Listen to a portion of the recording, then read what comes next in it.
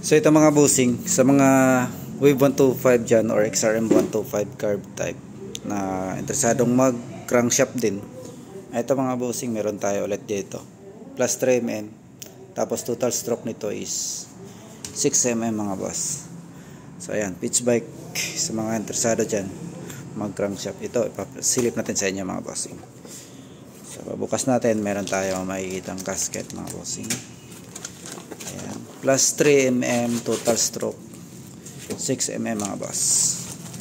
Ayun, yung mga naghahanap dyan, ito pitch bike crankshaft mga bossing, Wave 125 or XRM 125 carb. Ayan. So ayan siya mga boss, yung ating crankshaft pitch bike. Pakasulit yan mga bossing. Ayan, total stroke 6mm. So sa mga gustong mag-upgrade din dyan, maganda to gamitin sa mga naka 5.7 cylinder block.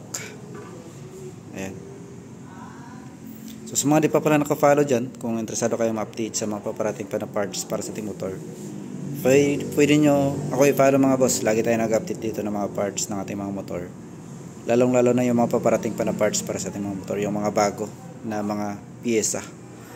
So ayan lang mga bossing, yung ating updates ngayon. Abangan nyo na lang yung mga paparating pa na parts para sa ating mga motor. So ayan yung ating crankshaft para sa ating Wave 125 or XRM 125 carb. So pitch bike yan mga bossing. So sa mga magtatanong kung magkano ito, silipin nyo na lang yung price mga boss. Nasa comment section or sa comment section or sa description mga boss. So ayan lang mga bossing.